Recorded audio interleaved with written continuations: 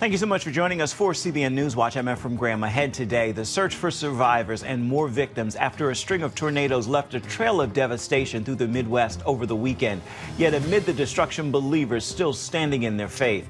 An historic event in the Middle East as the Prime Minister of Israel makes the first visit ever by an Israeli leader to the nation of the United Arab Emirates. Plus, an unexpected fallout of the COVID-19 pandemic. Church leaders considering leaving the ministry. It's now 2 out of 5 pastors who say they're seriously considering quitting. It's the highest we've ever seen. We'll take a look at this disturbing new trend and how believers can support their leaders. And what's happening to Indigenous women right here in the U.S. who've gone missing or been murdered. Everybody is aware that if we aren't vigilant, our people could disappear because they have been disappearing. We'll tell you what's being done to stop more violence against these innocent women. And for the first time, the Miss Universe pageant is held in Israel. See how contestants take a stand for Israel and for the Lord. My prayer has been, Lord, use me however you see fit. Those stories and more are ahead right now. This is CBN NewsWatch. We begin this half hour with a search for victims and possible survivors still underway after a weekend swarm of at least 16 tornadoes that left a path of destruction through 5 states. The devastation was so severe, the region has been declared a federal disaster area. Del Hurd is on our top story. Workers on the night shift at Mayfield Consumer Products were in the middle of the holiday rush cranking out candles when the word went out, duck and cover. Before and after photos show what happened next. It was first feared as many as 70 factory workers might be dead, but as of Monday morning, that number stands at 8 dead, 8 missing. I am praying that maybe original estimates of those we've lost were wrong. If so, it's going to be pretty wonderful. Dozens of people in 5 states were killed by tornadoes that leveled entire communities Friday night, leaving many areas looking like war zones. At least 4 twisters hit Kentucky, including one with an extraordinarily long path of more than 200 miles, possibly the longest in U.S. history. Entire towns are devastated, with more than 1,000 homes damaged or destroyed across 10 counties. Governor Andy Beshear said going door to door in search of victims wasn't possible in the hardest hit areas because there are no doors. Before and after photos show the damage to the Amazon warehouse in Edwardsville, Illinois, where at least 6 people died after a tornado leveled half the building. Among the victims, Justice Verdon's dad, Larry Verdon. And I said, no, my dad's coming home. I said, I need my daddy. He can't leave. Her dad, an Amazon driver, was returning to the facility just as the tornado struck. In Mayfield Sunday morning, worshipers gathered amidst the rubble that used to house the First Christian Church. This is a necessary gathering. The brick building that stood for generations was knocked down in a matter of minutes. I was born in this church. My 3 daughters were married in this church, baptized in this church. It's more than you can stand. We have to rely on our faith. And rely on one another. And we will get through this. This town is small, but it's mighty. Kentucky Governor Beshear expects the statewide death toll to reach at least 50, with at least 14 dead in Illinois, Tennessee, Arkansas, and Missouri. FEMA, the National Guard, and volunteers are pouring in to help with cleanup and rescue. Dale Hurd, CBN News. Turning now to the Middle East, for the first time in its history, an Israeli prime minister is paying an official visit to the United Arab Emirates. As Chris Mitchell reports from Jerusalem, the visit highlights how the region has changed since leaders signed the Abraham Accords last year.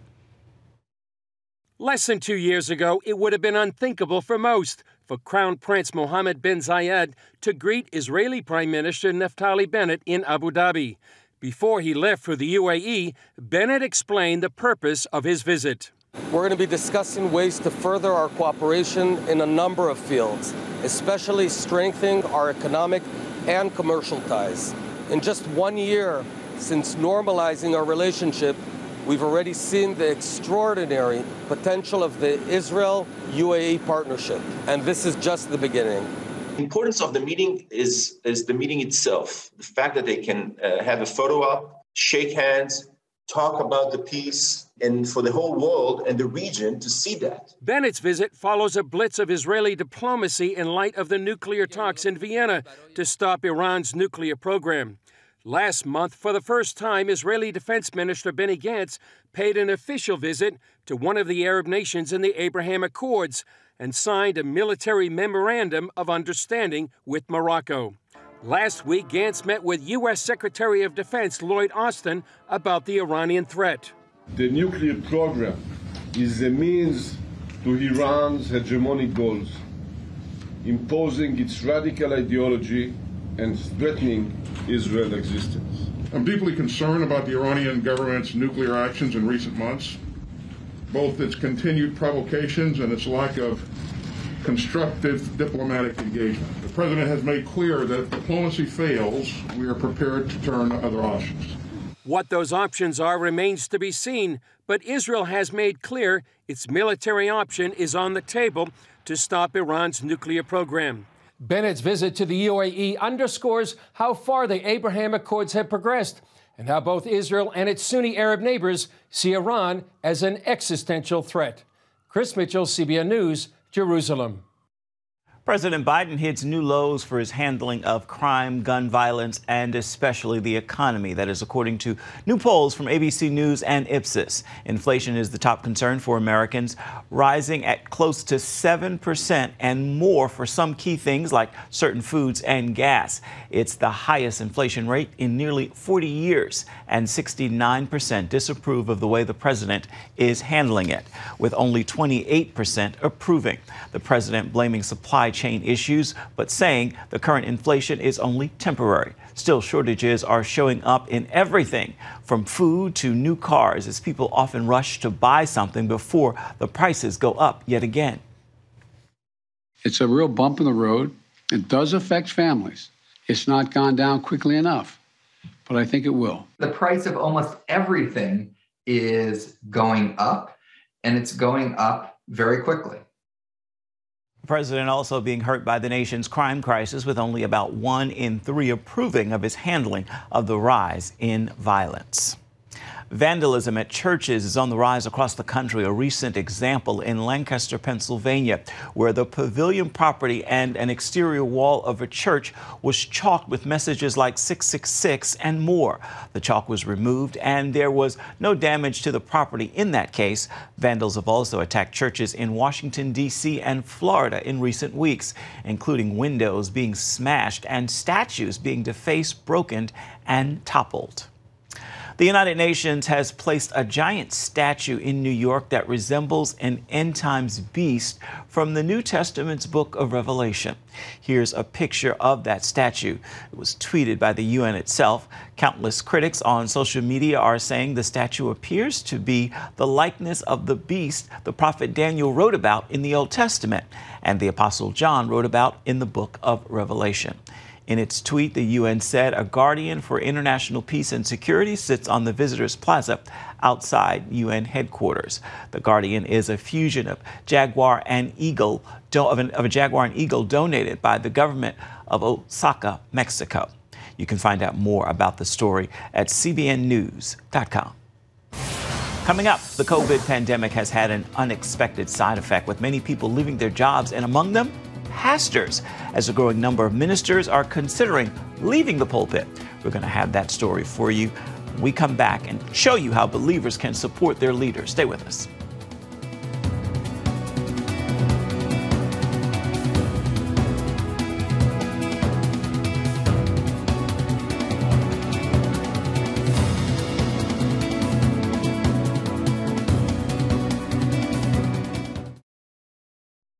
The COVID-19 pandemic has led to what's been called the Great Resignation, with many people leaving their jobs. And now new numbers show 2 out of 5 pastors across the country are seriously considering leaving the work of the ministry.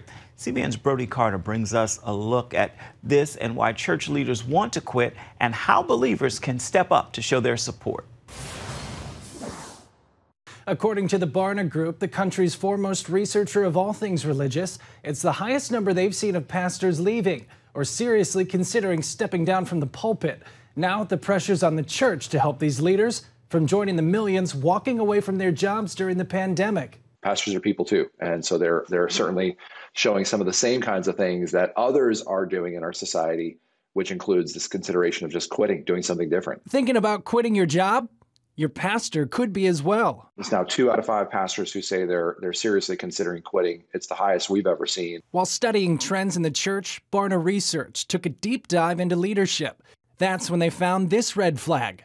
38% of pastors want to quit now, compared with 29% in January. During and after the pandemic, about a third of practicing Christians, have disengaged from their congregation, just sort of stopped showing up. Here are other concerns to consider. More than 4,000 churches closed in America in 2020. Over that same time period, more than 20,000 pastors left the ministry. On top of that, 50% of current pastors say they would leave the ministry if they had another way of making a living. So what's the deal? Pastoring is incredibly difficult without a pandemic, right? You add on top of that the amount of interpersonal conflict that is taking place. Dr. Dwayne Bond is a counselor and pastor at Wellspring Church in Charlotte, North Carolina. I've just walked with a lot of men, and so bearing their burdens, it created incredible amounts of weight upon me, which is what God has called me to. The pandemic also caused churches to remain closed for months at a time, which led to financial constraints for some. Now, continuing political strife over masks and vaccines are becoming a breaking point for many congregations. There's different opinions. Everyone has an opinion, and it creates exhaustion and disunity. And I would just encourage every pastor to consider ventilating relationships, but also potentially even grabbing a counselor and kind of working through some of these things versus being forced to do it.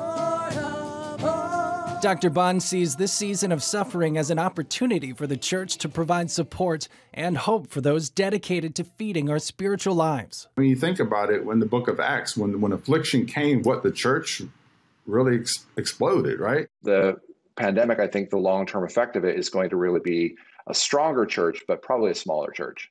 Dr. Bond went on to say healing in the church begins with leaders, such as elders or deacons. He also recommends teaming up with other churches to give pastors a break, adding church leaders should never be ashamed for seeking counsel during difficult times. Brody Carter, CBN News. Ahead, a crisis you aren't hearing about in the headlines: missing and murdered Indigenous women. We're going to tell you what's happening as we bring you that story from Montana right after this. It's a crisis across America that's reached an epidemic level. The alarming number of missing and murdered Indigenous women. CBN's Mark Martin traveled to Montana to hear from those grappling with this deadly trend and to see what's being done to stop it. Here in the remote, windswept town of Browning, Montana, on the Blackfeet Reservation, tribal members grieve the disappearance of Ashley Loring Heavy Runner. The young Native American woman was 20 years old when she went missing in June of 2017. This woman, who asked to remain anonymous, helped organize a petition drive on behalf of Ashley. Ashley, if you're out there, please call us. Call somebody, please. Thank you. CBN News reached out to the FBI, which now oversees the case, for an update on the investigation. A spokesperson said because the case is active and ongoing, she's not able to provide any details. Tragically, Ashley's case is just one of many in a crisis known as MMIP, which stands for Missing and Murdered Indigenous Persons. Really, a day doesn't go by that I don't think about Jermaine Charlo. Missoula Police Detective Guy Baker is assigned to Charlo's disappearance. Do you believe that Jermaine Charlo is still alive? No. Why is that? Because, like I said, her pattern of life was deviated on that early morning hours of June 16, 2018, and no one's heard from her. So she had 2 little boys that I don't think she would have walked away from. It's been a little more than 3 years since Jermaine Charlo disappeared. 23 years old at the time, the young mother is a member of the Confederated Salish and Kootenai tribes. She has now become a prominent face in the missing and murdered Indigenous persons epidemic. She's one that, when I'm helping to raise awareness and speak to this issue, I mention her a lot because she's home for us, being a CSKT member. And even though she went missing in the county next door, she's one of our people. According to the Indian Law Resource Center, in the U.S., more than 4 in 5 American Indian and Alaska Native women have experienced violence. In addition, the organization reports that Indigenous women are murdered at more than 10 times the national average on some reservations. Everybody is aware that if we aren't vigilant, our people could disappear because they have been disappearing. And this isn't limited to Montana. The Urban Indian Health Institute reported that in 2016 alone, there were more than 5,700 reports of missing American Indian and Alaska Native women and girls. Causes of the crisis are numerous. There is connection to trafficking, human trafficking, to the drugs, to cartels, to domestic violence, which can be, in our own communities, mental health issues, abuse. It can be a lot of things, runaways. Other concerns include lack of law enforcement and breakdowns in coordination between the agencies servicing reservations. Even today, as we're speaking, we only have 4 officers to patrol this huge area, which is, equal to Connecticut in size. So what is being done to address the MMIP crisis? One way is a tribal community response plan. The Confederated Salish and Kootenai tribes became the first in the nation to develop this coordinated effort, which addresses active missing persons cases. Montana Governor Greg Gianforte tells CBN News legislation is becoming a key weapon in the fight. We expanded coordination between law enforcement on the reservations with local law enforcement so that we can work better collaboratively to improve the situation. On the federal level, both Presidents Trump and Biden signed executive orders to confront the crisis. Back in Browning, Montana, on the Blackfeet Reservation, Drew Landry designed a higher-tech way that tribes could be more involved. It's a database and a reporting portal for families on reservations. A common Native American saying goes, when an Indigenous woman goes missing, she goes missing twice. First, her body vanishes, and then her story. As the missing and murdered Indigenous persons epidemic gains more attention, advocates hope their work brings about closure and lets loved ones know they are not forgotten. Mark Martin, CBN News, Montana. Coming up, an historic event in Israel as the Miss Universe pageant has been held in the Jewish state for the first time. We're going to take you behind the scenes and hear from the contestants about what this means for Israel and about their faith when we come back. Stay with us. A new Miss Universe was crowned Sunday. Miss India won the title in the 70th pageant. The Bollywood actress said she felt overwhelmed. The event was broadcast live to an estimated 600 million viewers. It was historic because for the first time in its history, it was held in Israel. 80 contestants from around the world traveled to Eilat on the Red Sea for the pageant. Chris Mitchell was there before the event where he talked to which shone a spotlight on Israel, a country which has been often vilified in international forums. These are women who advocate at the UN. They're biomedical engineers, they're doctors, they're lawyers. They're so impressive, and they have a message. I'd like to say that these are misses on a mission. A mission like Miss Belgium's. I want to build schools and give these children a second chance because education is the most important thing in life to break the cycle of the poverty. For many, coming here brought the Bible to life. When you're just reading the Bible and hearing the stories, you just imagine how it can look like. Sarah Idan, Miss Iraq 2017, says holding this year's pageant in Israel sends a statement. This is a huge recognition that this is a country, and not only that, it shows the life that is in Israel. It defeats all the lies that Israel is an apartheid. When they come here and they witness how the people coexist, regardless of their ethnicity or their religion, This is a huge testimony. Idan paid a price for her support of Israel. In 2017, she took a selfie with Miss Israel that went viral. Idan received death threats, and Iraq revoked her citizenship. This year, contestants came from Morocco and Bahrain, two nations in the Abraham Accords. Miss South Africa, however, faced calls to boycott from those calling the contest host apartheid Israel. They tried to politicize and BDS the Miss Universe contest, and she didn't let herself get taken there. And I saw her and I went to her and I grabbed her and I said, "You're a very brave woman. We're all very proud of you. And thank you for standing up for truth and for being here." Many, like Ellie Smith, Miss USA, are honored to represent their country. The proudest thing I've done in my 23 years. It's a lot of responsibility, but I want to represent well, represent Kentucky, represent the United States, and make everyone at home proud. Smith also came with a prayer. My prayer has been, Lord, use me however you see fit. I didn't pray to win. I didn't pray for a great outcome. I just wanted for him to use me in whichever way he saw fit, and I think that's why I'm here. And others brought their own unique message. The message I'm bringing to the Miss Universe contest is that though you're coming here with the idea to make an impact on the world, I want you to keep God first, and we should keep that in mind in everything we do. Chris Mitchell, CBN News, Eilat, Israel.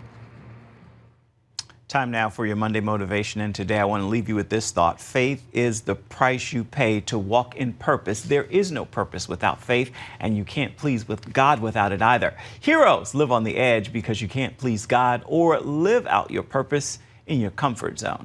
Take a step out on faith today. Just one move moves you a step closer to where you're supposed to be. With that word, I encourage you to make this a marvelous Monday and be sure to have yourself a wonderful rest of the week. That is going to do it for this edition of CBN Newswatch. You can always find more of our news programs on the CBN News Channel. You can find them there at any time, as well as online at cbnnews.com. We'd love to know what you think about the stories you've seen here today. You can email us. The address is right there at the bottom of your screen, newswatch@cbn.com. And of course, you can always reach out and touch us on Facebook, Twitter, and Instagram. We look forward to seeing you right back here tomorrow.